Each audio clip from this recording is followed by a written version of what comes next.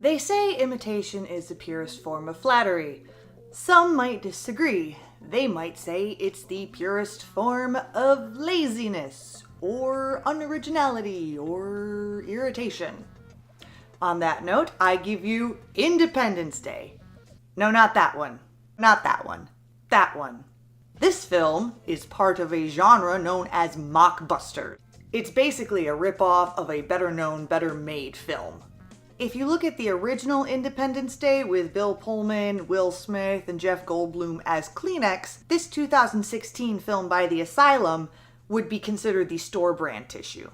Maybe some of you recognize that name, The Asylum, not because you've been there, but perhaps because you know other films they made. If you do, I can tell you which one it is. Sharknado. They made a bunch of other movies you probably haven't heard of, because I saw most of them in the bottom of that dumpster I was just in. I should really go back for those. I'm getting ahead of myself. Independence Day stars Gauthier, whom you've probably never heard of unless you've randomly stumbled across this YouTube music video in the past year. Landi, whom you've also probably never heard of unless you watch a lot of soap operas. And Johnny Ray Diaz, whom you've also probably never heard of unless you're an avid NCIS fan and you remember that one episode he was in. Yeah. Alright. Let's get to it. We open with Sergeant somebody and this guy, the love child of David Tennant and Murray the cop, otherwise known as Major Fry. The two see a strange shuttle crash land nearby, and that's the end of that, I guess. Of course, we know this movie is with it because they're showing a female vice president. That means they get it. What it is still a mystery, but just trust us. They're woke. I hate that phrase. You cannot be a past tense action verb. I am so irritated. Anyway, they interrupt Mrs. VP's speech of platitudes to get her to a safe place away from the large ship looming over them that apparently nobody noticed until that moment. We cut to the White House bunker with a man who is apparently our president. This guy doesn't seem like a president so much as your drunk uncle failing to keep his shit together. The revolutionary female politician, and the guy who seems like he's drunk most of the time. Was that a theme for 2016? I mean, did I say that? I didn't say that. These ships are appearing over major cities all over the world. I promise you, we are watching this Independence Day, not that one. America sends up pilots to investigate the craft, because clearly America would be the only country to think about doing something about this. Or we just don't care what the rest of the world would do about this. Now, just because they're looming ominously over every major city doesn't mean they're bad, right? Maybe they just want to greet everyone at once and make every continent feel special. Maybe they're organizing a big dance number and a lip dub. Maybe they're... Huh. So it is Independence Day. President Drunk Uncle, or let's just call him President Drunkle, demands a satellite be sent up. There, I need to see this thing. Oh, so this is Hangar 18. More jets stupidly go up and alien jets start attacking them. Considering the aliens have the technology and brainpower to plan all this, their jets are not very aerodynamically designed. He's on me. I'm gonna try flying closer to the ship. Maybe he won't be so quick to fire. You clearly didn't see the other two jets get lasered by the mothership, did you? Maybe we deserve this. I'm declaring DEFCON 1. Clear to go nuclear. Oh, right, because it's just that simple. Oh, it might be just that simple? That's disconcerting. They take the vice president to some separate underground space away from the ships. Is that normal to separate the president and the vice president when hunkering down away from enemies? I guess it kind of makes sense in case this happens. Sorry, wrong movie.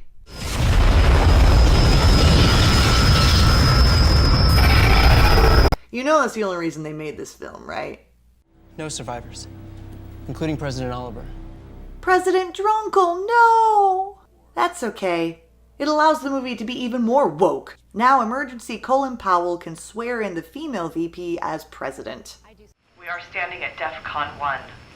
Although no nuclear launches have been confirmed at this... Nuclear!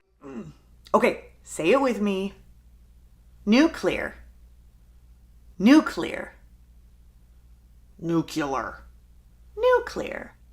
Nuclear. Nuclear. Nuclear. Nuclear. Contact all the militia chapters.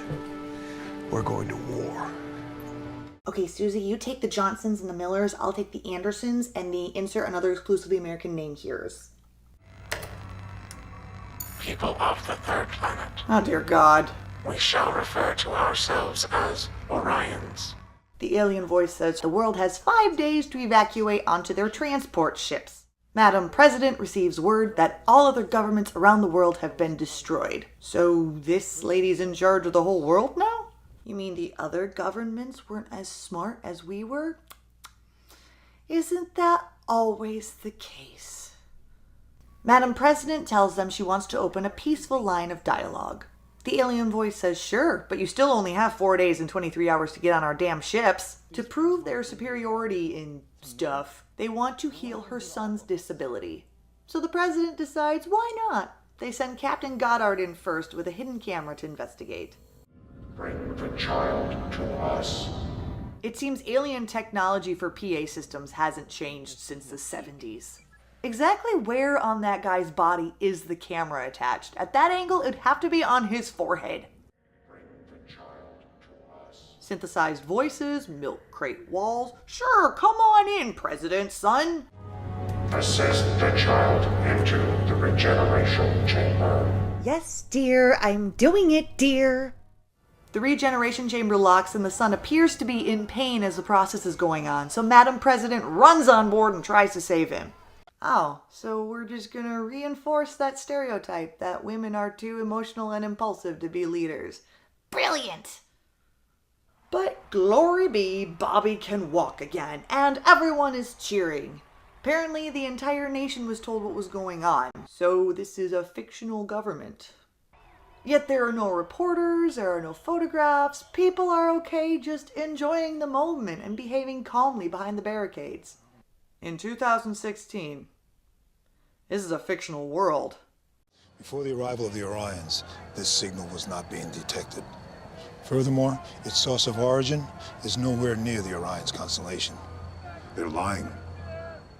They're not lying. They never said they were from Orion. They just said they wanted to be called Orions. It's your own fault for assuming they meant they were from there when they said they wanted to be called that. If I want to be called Georgia, that doesn't mean I'm saying I'm from Georgia. I just want to be called Georgia. Don't call me Georgia. Like many stereotypical sci-fi films, they throw a bunch of technical jargon at us and hope that it makes us buy it. However, you don't have to really understand what they're saying to figure out that it's probably a bunch of crap. Meanwhile, despite the barricades, the militia is able to get through and enter the transport ship. Calling themselves First Earth, they bring guns and some sort of bomb, but seem surprised when the ships attack them back. And I have reports of riots in other cities. People are pushing past barricades and boarding the ships. What do we know about First Earth? That they're passing barricades and boarding ships. Were you not listening? Maybe the first question should be something along the lines of, how are they getting past our barricades? Madam President orders nobody in particular to keep the militia and all civilians off the ships. Oh, why? After all, they did heal me, didn't they? Let's not forget that their first move was to destroy the White House. Oh, sure, son, you can walk. Woohoo, we don't have a house. We have a message coming through from the Orions. What's the problem with that? I don't want to add any stress to the virtual machine. Well, then shut down the thing you're doing right now and receive the message. Then open it back up again after they're done talking. The mainframe is overloading. Or not. That's cool. We only have a few minutes before we run out of air. Of course you do. Somebody has to go all the way down to EC and fix it manually. Have designers of important things still not figured out that you need to put manual switches nearby? Madam President, Is there anything you can do, Ari? How long have have they been gone? With that big of a space and that small number of people, the oxygen should not be anywhere near depleted yet. Unless you set up a system that constantly sucks out the same amount of oxygen that it's putting in, which is a stupid setup and you only have yourselves to blame for that. While pretty much everyone is passed out because they can't breathe, Bobby and his now superhuman strength legs, which show no signs of atrophy whatsoever, are able to turn the apparently stuck valve. Wait, the president's husband, first of all, has the militia's number on his phone and he can use it down in a bunker? Anyway, the husband, apparently he's a senator, tells the militia guy that they want a deterrent for civilians to stay off the transport ships. So, keep attacking the ships. Brilliant. Is that smell, then? My guess it's that guy. Now they throw plastic explosives onto the transport ship, but oh, bad luck. The angry mobs have now rushed over the barricades and are swarming the ships. This results in the ship shooting people and people getting trampled. We are prepared to withdraw extraction efforts. So weird little mini ships come out and begin attacking everyone. In the midst of this chaos, militia guy still takes a phone call from the senator. Brilliant! I'm gonna be saying that a lot today, aren't I?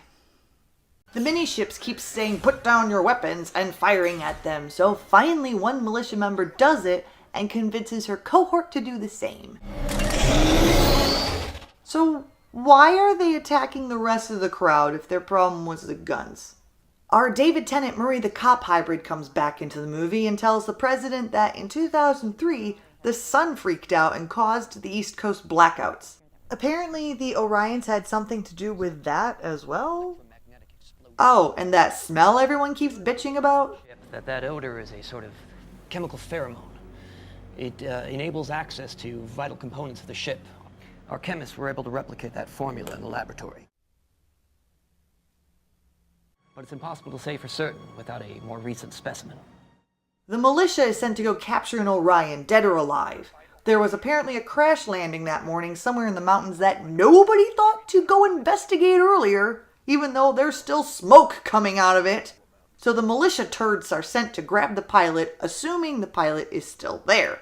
Because the militia is totally in the government's back pocket, because that's the point of militias. Let's see what they make of this. You're gonna vape at them? You'd think if they know humans are on the ship, they'd keep an eye on them, but apparently they lathered themselves in the pheromone and are working to tap into the ship's system. Aliens use compatible Bluetooth and Wi-Fi technology, right? And Geiger counters? It's almost pretty. Captain Goddard does an autopsy on the retrieved Orion pilot. This doesn't sound at all familiar, no. The aliens get suspicious of the guys poking around their system and shoot Major Fry's buddy. Major Fry waits several seconds for the AI to reset and goes back in. He gets in the system and is able to navigate it via voice commands, because Orions would program their system using English, of course.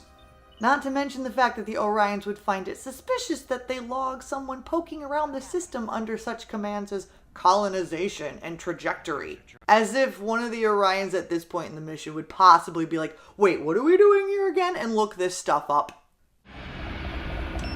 They're just jettisoning the people into space. I'm sorry, Major. Please repeat that. I didn't get it. No, he can't. Because here's how he pronounces jettisoning the second time. I said they are just jettisoning the people into space. They're digesting people into space? What does that mean? They're eating them and pooping them out? Meanwhile, at Woodstock. Let them board.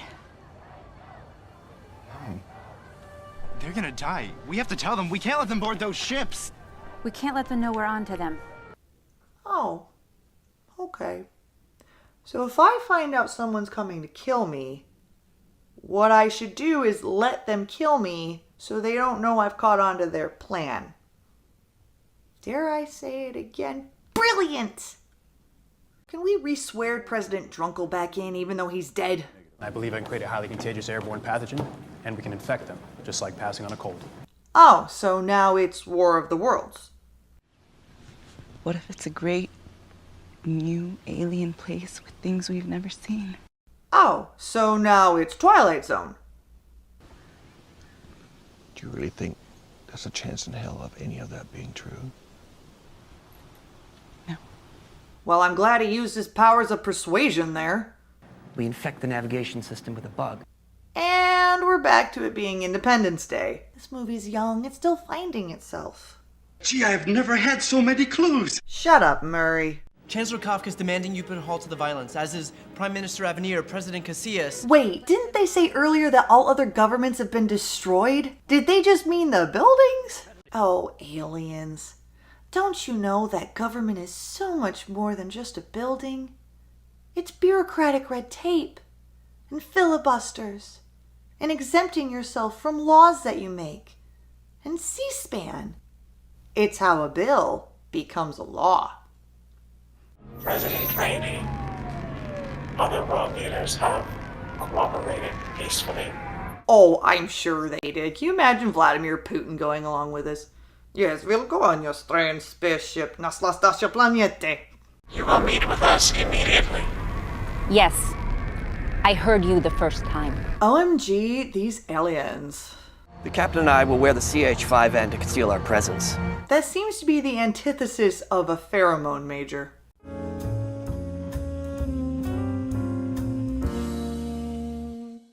The president agrees to meet the alien leader on the ship, which is clearly not green screened behind her. As if the rest of the movie isn't convoluted enough, the even more convoluted plan for victory works because reasons. And then the movie just kind of ends. Like, there, done, go us, credits. The sad thing is, this movie is proud of its mockbuster status. The tagline on the cover even reads, "The revolution begins again." I love how this guy's got no aliens on his helmet. As if the aliens will see that and be like, "Aw, they don't want us. I guess we'll just go home." So why is this film in the dumpster? Well, not only is it bad, it's forgettable and confusing to explain. Can you imagine trying to explain this film on your resume? You played the president in Independence Day, but you're not Bill Pullman. Now see, this is Independence's Day. Like, if you have a bunch of independent people, independence, and then you give them a day so it belongs to them, it's Independence's Day. Well, when did it come out? 2016. But it's not Independence Day Resurgence. Now, it came out around the same time, so people would hopefully get confused and go to ours instead. Honestly, this practice of ripping off other films is nothing new in Hollywood. In the late 1950s, Village of the Giants was made to catch the craze from Attack of the 50-Foot Woman. Legend of Dinosaurs and Monster Birds was made to capitalize on The Land That Time Forgot. And the monster of Piedras Blancas was created to ride the wave of the creature from the Black Lagoon. Ha! That idiom worked out better than I expected it to. Either way, the concept of ripping off another movie's plot and ideas is probably even older than that, but it was around this time that movies began to hype their upcoming films further in advance, giving time for the smaller production houses to make a similar, cheaper film to ride the coattails of the bigger one. I know you're probably thinking there are laws against this sort of thing, and to an extent there are, but art is hard to copyright. Because art is defined by its minute details, you just change one of those little details and suddenly it's a new piece. You also can't copyright a title, so if someone releases a movie at the same time as yours with the exact same title, there's very little you can do about it. You could theoretically trademark a title and hope that gives you the protection you're looking for, but there are a few weird complications with that too. For example, Independence Day, the good one, is a movie. However, it is the third movie to have that title. And by the time it came out, it was also already a book, 6 songs, an album, 2 different television show episodes names, and a holiday. So really, it couldn't have possibly copyrighted or trademarked that because it would be ripping it off from something else that was already created. Add to that fair use laws or international production houses that rip off footage from other companies in other countries, there's not a whole lot you can do about a lot of these mockbusters blatantly copying you. So is all lost? Not necessarily. I mean, like any competition, it just forces us to do things better than everybody else, and it forces us to improve ourselves. I mean, yeah, the Asylum can make Independence's Day with half the budget, probably in half the time, But is it even half as good as the original? Most viewers say no. I mean, you maybe can't stop people from ripping you off and making money from it, but as the poet George Herbert once said, living well is the best revenge. In other words, don't try to push those people down below you. Try to raise yourself up above them. Oh, and don't see this movie unless you're drunk or something. Some may disagree.